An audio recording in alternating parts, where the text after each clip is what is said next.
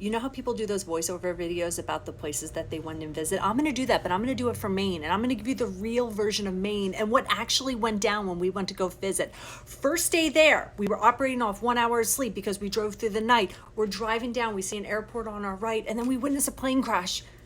We had to pull over. We had to call 911. And then we went to a thrift store afterwards, and we're trying to walk around a thrift store and like act like normal human beings. And we're like, oh, this is great. We're in Maine, and we're passing all these different antique and vintage flea market type places. And we go in and we're like, how are we supposed to be operating like human beings when we just witnessed something so catastrophic? So we're looking at shirts and picking up knickknacks and like, this feels kind of weird.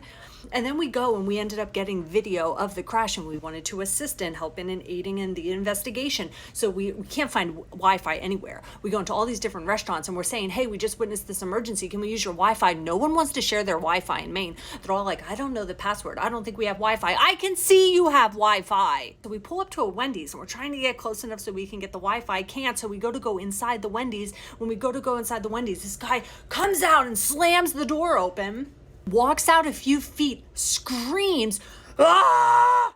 And then turns around like absolutely nothing happened and walked back into Wendy's.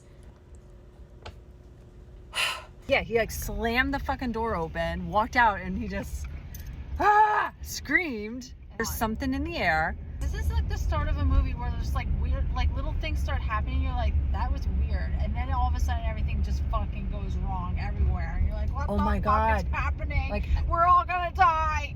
And as we're out eating, I get a phone call and it just says ABC World News. I'm like, why is ABC World News calling me? They were calling me to use my video, so they ended up using my video on World News. And then we go onto the beach and it looks like The Mist, the movie The Mist, where something mysterious and weird is gonna happen. And I've been anticipating a moose. The whole time we're in Maine, I'm like, I'm gonna see a moose, I'm gonna see a moose. So every little furry thing that popped out, I thought it was a moose, but I didn't see a moose the entire time I was there. But we saw a deer. The deer saw us and started charging at us, and then I made a noise and the deer was like, whoa, whoa, whoa. But then all of a sudden the deer started to groove and do this little groove thing and walked right into the ocean.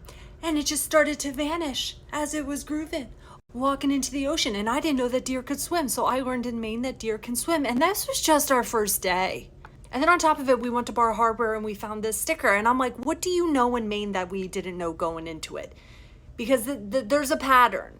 There's a reason they make this sticker. And I experienced that in Maine. So it's like they knew. They knew. They knew. I still see it.